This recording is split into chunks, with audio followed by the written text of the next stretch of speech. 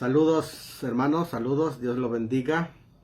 Esta ocasión quería platicar un poquito en vista que estamos en varios lugares de nuestro país en ejercicios de votaciones.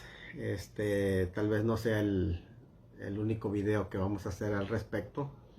Y me gustaría platicar primeramente acerca del laicismo en México y la separación de Iglesia-Estado. Es un tema, por demás decir, muy interesante que a todos nos llama la atención. En algún momento vamos a tener que toparnos con este tema y a mí me gustaría que podamos dialogar sobre ello. Si hubiera pues por ahí alguna persona conectada y quiere platicar sobre esta temática, bueno, pues yo creo que es un buen tema a tocar. Por lo tanto, los voy a invitar para que si gustan participar lo pueden hacer, porque generalmente no se entiende lo que es el laicismo en México, o que existe una separación, hablando de gobierno, entre iglesia y Estado, que es un tema muy importante.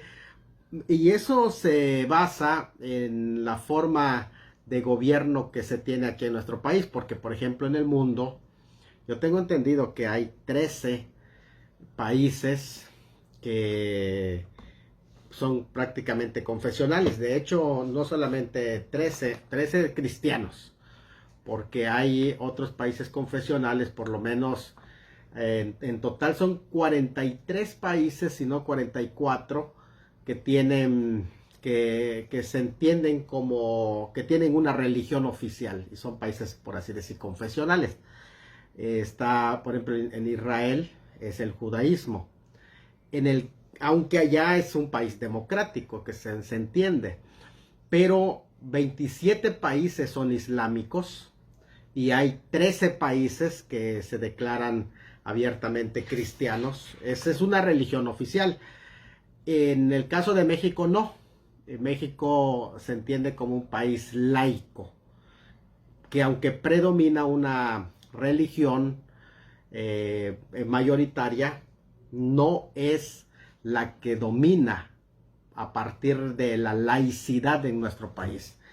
Otros países sí existe, por ejemplo, se denominan países cristianos, por lo menos Costa Rica, Dinamarca, Islandia, Reino Unido, con diferentes tipos de cristianismo, desde luego, Malta, Mónaco, Grecia, San Marino, Vaticano, República Dominicana, se entienden como países cristianos. México no, México es un país laico.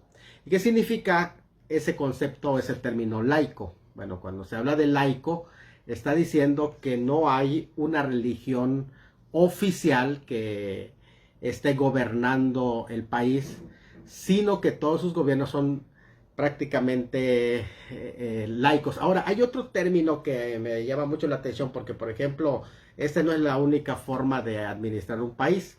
Alemania, por ejemplo, se considera como prácticamente una especie de cooperación entre religión y Estado, porque allá las instituciones eclesiásticas prácticamente no están totalmente separadas, sino que hay una especie de unión entre Estado e Iglesia, de tal forma que aunque se da la libertad para pues un derecho público a la Iglesia, en este sentido, para influir en bien de la vida pública, pues tienen un derecho, pero al final la autoridad lo tiene el Estado. En el caso del término laicismo, que es un término, fíjate que interesante el término laicismo, porque es un término inventado en Francia. Ustedes ya saben que Francia prácticamente es pues el centro del humanismo, por así decir, donde se llevó el Código Civil francés, o Código Napoleónico, que así se le llama, y ahí se inventa el término laicismo, que quería decir que no está basado en el gobierno de la religión. Es decir, que en otras palabras, que la religión allá no era un requisito. Dice, saludos, dice Salmón, dice Ruth. Ruth, Dios te bendiga, saludos hasta allí en Ciudad del Carmen, la perla del Golfo. Que Dios me los bendiga, Dios bendiga al pastor Álvaro Álvarez también, que es su papá. Dios te bendiga, saludos. Estamos hablando de ese tema muy interesante, de cómo el término laicismo es inventado en Francia, y este término lo único que quería decir es que no era un requisito pertenecer a una religión para tener pues un dominio sobre el Estado. En fin, Francia prácticamente queda separado de todo culto de tal forma. Sin embargo, hay algo interesante allá, que lo que se dice es que nadie te puede forzar o obligar a pertenecer a adherirte a cierto credo, cierta fe. ¿Por qué razón se declara en Francia esto? Bueno, porque hay una historia en Europa. La historia en Europa estaba en que si tú querías tener alguna función, algún cargo, tendrías que adoptarte al romanismo. En tanto no te daban ni un cargo, y por eso es que empieza a surgir el tema del laicismo. Ahora en España hay una situación diferente, porque desde 1978 en España ya prácticamente allá hay una colaboración entre lo que no es un estado laico, sino que España se le conoce como aconfesional. Bueno, la diferencia entre el estado laico es que es una separación completa. En el estado aconfesional, que es, a diferencia de los confesionales donde la religión impera, en el estado, en España es aconfesional, que quiere decir que puede haber una sinergia entre la religión y el Estado, de tal manera que no hay una separación impenetrable entre religión, iglesia y Estado, sino más bien se establece una especie de colaboración entre los poderes públicos, políticos y las distintas religiones, es decir, se hacen alianza para que sumen. Eso es una forma muy interesante de verlo. Ahora, México, ¿por qué se adhirió al laicismo? Bueno, esto tiene una historia muy interesante. La cuestión es que desde la Edad Media ustedes saben que el romanismo vino a imperar de tal forma que había control de parte del romanismo en todo. La estructura de gobierno estaba centralizado en la administración del romanismo, a tal forma que ellos eran los encargados de registro civil. Por eso es que se dice, hasta el día de hoy se dice, ¿cuál es tu nombre de pila? Porque en el momento en el bautismo, en la pila bautismal, se le ponía el nombre, se le entregaba su constancia, su certificado, su acta de nacimiento, porque prácticamente nadie podía tener una religión oficial. En México la religión oficial era el catolicismo, que era no solo la mayoría, sino que era el que estaba en el gobierno, de tal forma que era el que controlaba todo, absolutamente todo, y también empezó a aplicarse incluso hasta ciertas persecutorias para los que no confesaban la religión católica o querían adherirse a otra, y de allá es donde, por ejemplo, en el tema del Santo Oficio, que es una de las formas en el que se estableció la Inquisición, que se enfocaba a los protestantes y también a los indígenas, pero en una forma de presión que se llevaba, y por esa razón, cuando ya más adelante viene Juárez, porque esto es una historia grande. Viene Juárez y viene a establecer, es muy interesante, que es por medio de la masonería. Eso llama la atención porque ahora sí que Dios obra de modos misteriosos, en el que uno dice, bueno, que tiene que ver Juárez, porque ustedes no sé si se han visto que de pronto dicen algunos creyentes, no, pues no necesitamos celebrar nada, porque eso viene de los masones, la masonería, etcétera. Bueno, pues Dios usó, por así decir, a los mismos masones para poder otorgar esta separación sana entre el poder político y la iglesia en singular. ¿Por qué digo la iglesia en singular? Porque cuando se habla de la laicidad y lo que se llama separación entre iglesia y Estado, no iglesias. Oiga bien, esto que es muy interesante, este concepto manejarlo en la Constitución es muy interesante, porque el término iglesia en singular se refería exclusivamente a la Iglesia Católica.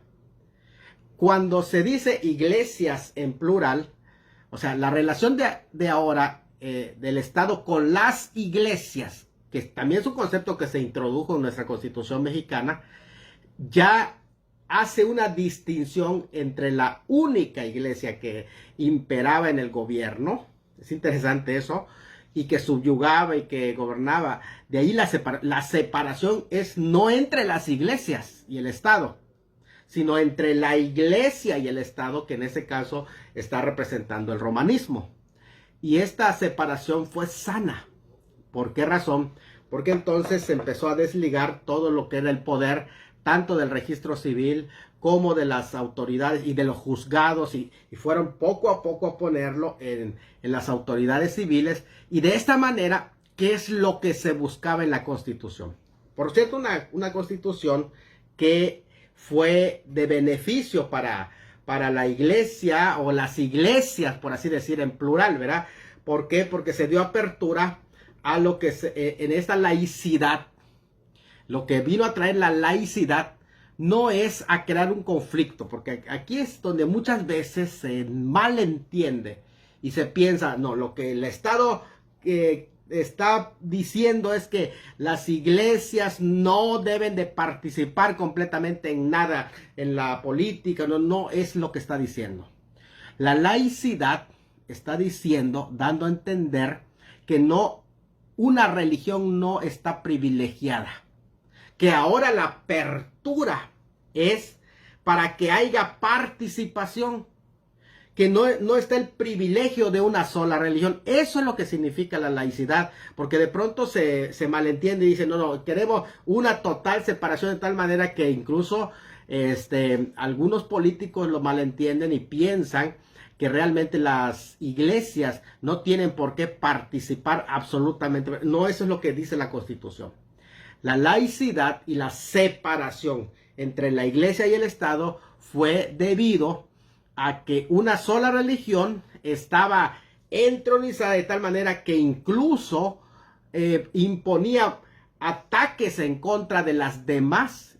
Y esto que se viene a abrir, a dar apertura, no es en ninguna forma para que nosotros como iglesias no participemos. De hecho, más adelante se va a crear la figura de asociaciones religiosas, que esto viene todavía a dar más apertura a la participación, porque ya como una figura legal que se puede participar. Es muy interesante esto, porque fíjate que incluso a mí me llama la atención que he escuchado a algunos políticos que citan Mateo capítulo 22, versículo 21, donde dice el Señor, al César lo que es de César y a Dios lo que es de Dios. Y dice, mira, aquí está la separación de iglesia y Estado. Mira, al contrario, este texto no está diciendo que no puedes participar o dar una opinión política. De hecho, el Señor Jesucristo, cuando toma la moneda y la presenta y dice a César lo que es de César y a Dios lo que es de Dios, está dando una opinión política. Fíjate qué interesante eso, porque incluso está mencionando al emperador y está dando una opinión política. No es lo que se está diciendo cuando el artículo, por ejemplo, el 130, que ahora está ahí, que marca muy bien que nuestro país, bueno, el artículo 3, que ya dice que la educación es laica. Esto también es interesante, porque el artículo 3, por ejemplo, lo que está diciendo allá es que nadie te puede imponer la religión, pero no está diciendo que no se puede hablar de Dios. Otro punto interesante es que cuando se dice que México, por ejemplo, es un país laico, no se está diciendo que es un país ateo. Sí se está diciendo que no es un país confesional, porque no hay una religión oficial que le imponga el Estado, pero no es un país ateo. Es un país laico en el que son bienvenidas la pluralidad de las creencias. O sea, lo que vino a traer la laicidad es a frenar las persecutorias en contra de las demás organizaciones y religiones, porque solo imperaba el romanismo en el gobierno. En este caso, la laicidad viene a decir, no privilegiamos a una sola religión. No está diciendo que no podemos participar.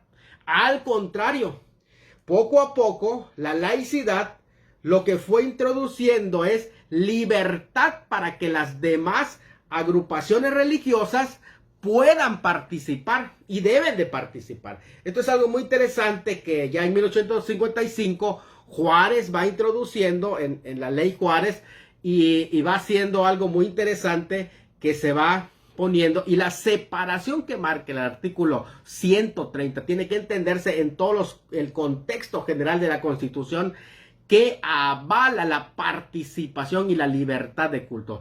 La separación entre iglesia, Estado, lo que está diciendo es que una sola religión no va a imponer su criterio, sino que se va a escuchar, se va a participar. Todos tienen libertad de creencia, libertad de fe, libertad de conciencia.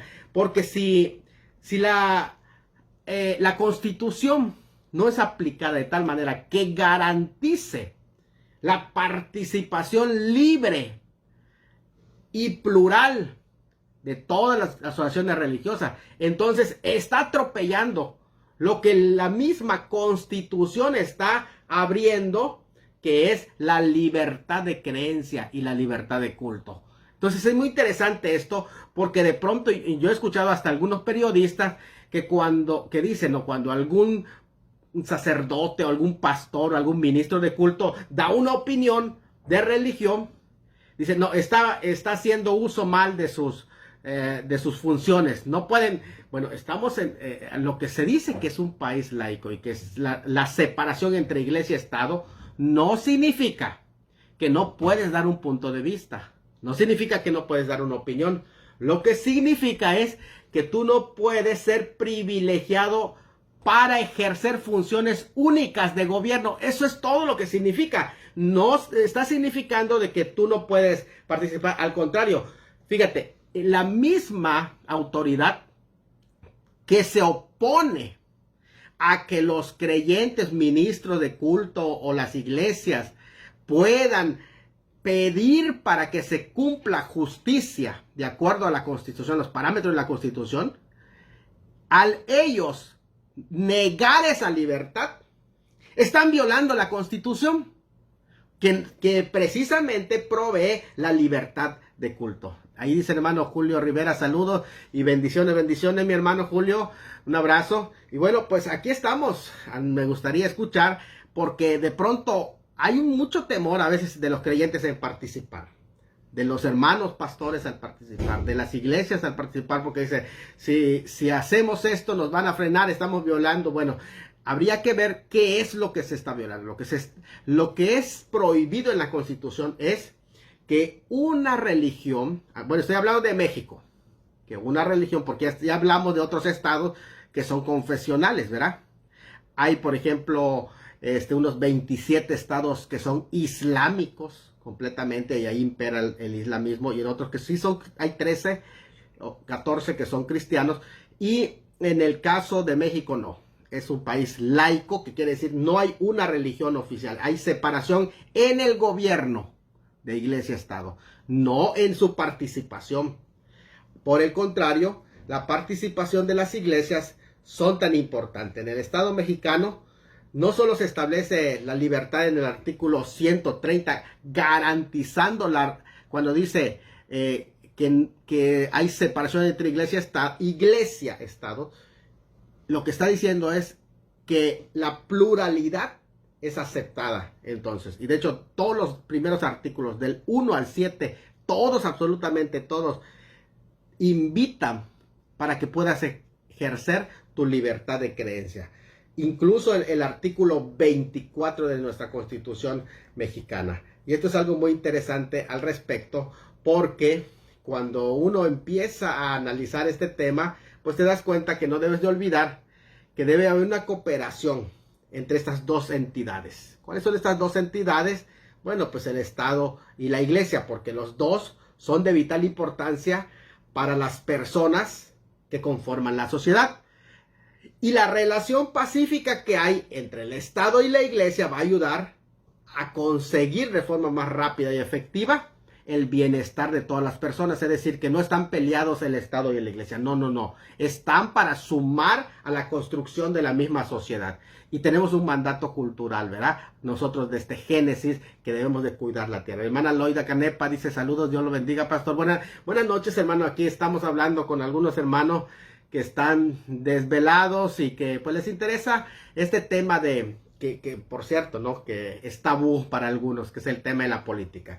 Pero yo creo que uno de los principios más importantes que establece la Declaración de los Derechos Humanos Universales es el artículo 18, donde dice que toda persona tiene derecho a libertad de pensamiento, de creencia, de religión, y este derecho, incluso de cambiar de religión o de creencia, así como de libertad de manifestar su religión, dice ese derecho, o creencia individual o colectivamente, tanto en público como en privado, por la enseñanza y práctica, el culto y la observancia. O sea que la religión y la política en realidad son ámbitos distintos, pero no deben de estar separados, porque el hombre, que es el ciudadano, y el creyente, miembro de una iglesia, es el mismo, es la misma persona, se funden en la misma persona, de tal forma que, ¿cómo puedes separar la iglesia y Estado si eres tú la misma persona que tienes fe, que perteneces al Estado? O sea, esto es algo, no es lógico. El ámbito espiritual es muy importante en la vida del ser humano y en la vida de una comunidad. Toda comunidad que no atiende su vida espiritual está condenada a la decadencia, porque el profesar una religión, una creencia, desarrolla al individuo, desarrolla la entidad, la enriquece el interior de una persona. Y es un punto importante, porque a veces la espiritualidad no se atiende, y al no atenderse la espiritualidad no se puede crecer como persona.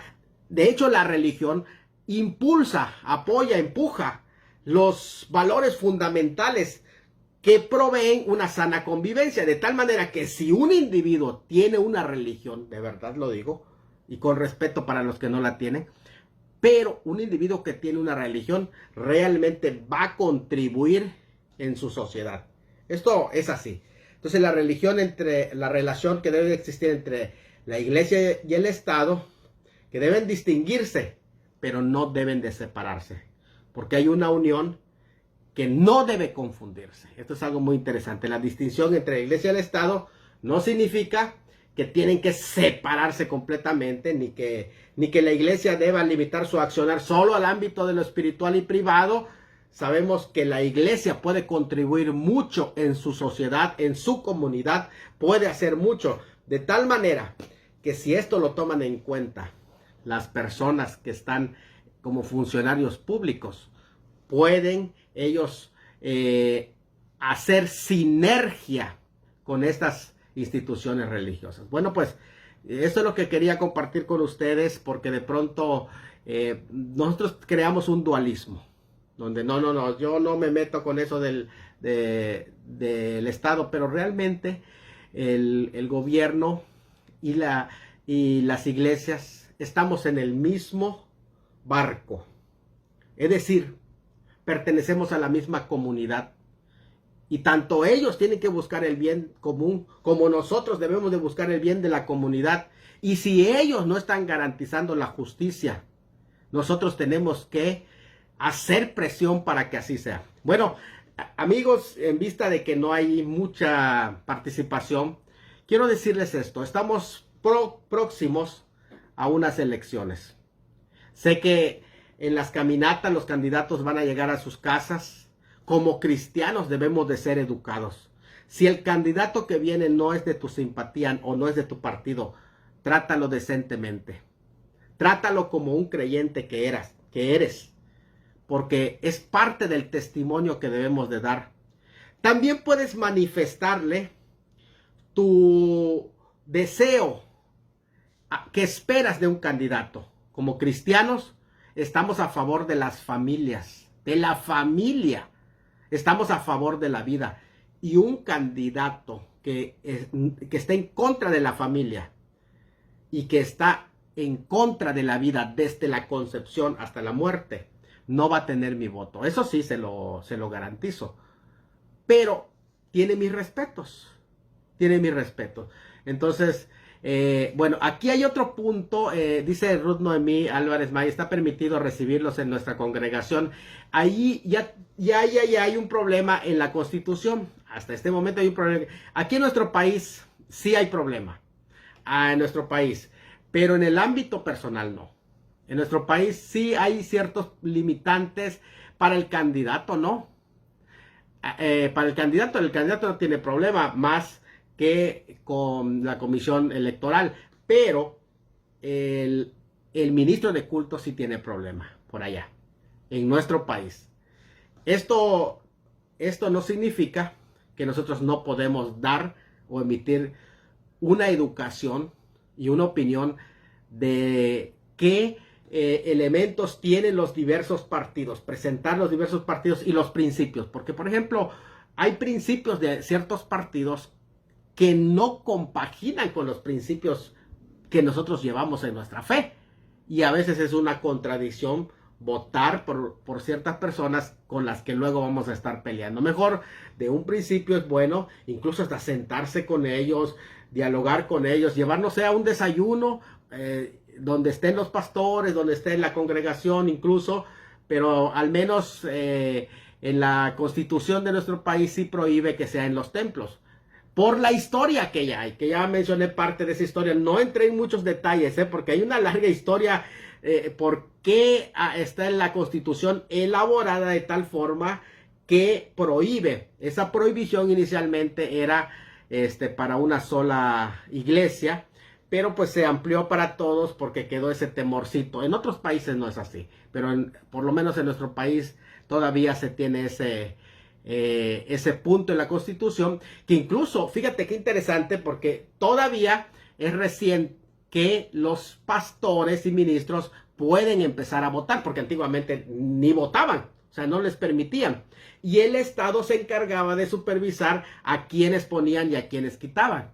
Eso era muy interesante, pero todo esto ha ido cambiando y pensamos que en el paso del tiempo va a ir también cambiando esta temática. Así que sí se puede, y yo creo que se debe sentar con los candidatos a hacer pues acuerdos en los que se pueda trabajar de acuerdo a la Constitución, porque todo eso se puede, si están los elementos allá para poder entender que aunque México es un país laico, no significa que hay una separación total entre la iglesia y el Estado, sino que pertenecemos a la misma sociedad y podemos trabajar unidos para el mismo bien de la construcción de lo social. Es interesante porque de pronto se dice la iglesia que no se meta con el Estado. Bueno, con decir que la separación es a nivel gubernamental. Se está diciendo, por eso hay requisitos, por ejemplo, para un ministro que quiera tirar su candidatura, hay ciertos años que se piden para que lo pueda hacer. Y eso está todavía claro en la Constitución.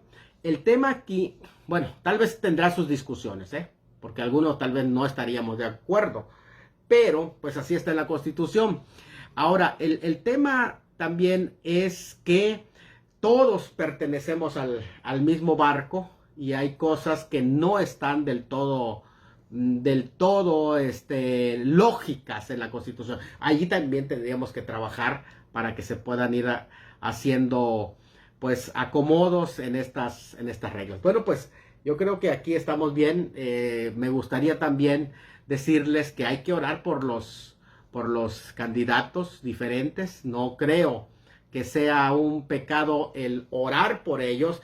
Aquí también poner un límite, porque de pronto los creyentes, sobre todo los pentecostales, ¿no? Pero no solamente pasa en los pentecostales, sino en diferentes grupos, que se emocionan y que ya van declarando Recuerden, este es un ejercicio de elecciones, es un ejercicio.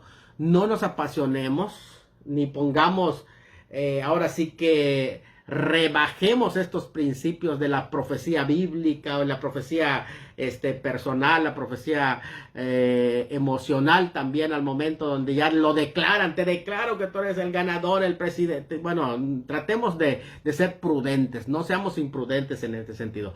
Y el otro aspecto, hermanos, es que esto no se vuelva a una división para los creyentes, que cada quien al final va a tener que elegir de acuerdo a su conciencia. ¿Por qué?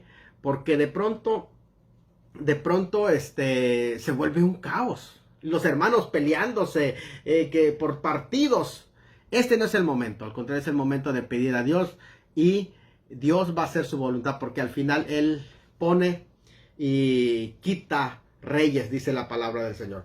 También hay otro pasaje que está en el libro de Proverbios 29:2, donde se nos dice en este pasaje muy interesante que cuando dominan, dice Proverbios 29:2, cuando domina el injusto, el pueblo sufre, pero cuando dominan los justos, el pueblo se deleita, se regocija. Y esto es algo muy importante, porque de pronto es Proverbios 29:2. Si quieren buscarlo, este pasaje nos va a llevar a que pensemos a quiénes vamos a poner. Oremos por nuestros gobernantes, porque eso está en la palabra del Señor. Incluso, si a mí me llamó mucho la atención cuando en algunos lugares se organiza un programa, un evento al aire libre, se invitan a los candidatos, se ora por los candidatos y se pone en las manos del Señor. ¿Por qué? Porque hay una cercanía. Pero también es importante que como creyentes conozcamos bien las propuestas, interroguemos sobre las propuestas, sí, decentemente, con educación, pero conozcamos, interroguemos qué es la propuesta, conozcan bien a las personas, a sus propuestas. Yo sé que no hay persona perfecta, pero podemos conocer sus propuestas. Bueno, pues de esta manera, pues damos por concluido este en vivo que quisimos hacer en esta hora, y pues esperamos que les sirva, ¿verdad? Que a todos los que están conectados aquí les sirva y también puedan repasarlo. Dios me los bendiga. Si no hay ninguna pregunta hasta aquí, pues dejamos en vivo. Que Dios me los bendiga y les mando un abrazo desde Cozumel a todos mis amigos y hermanos que se han conectado.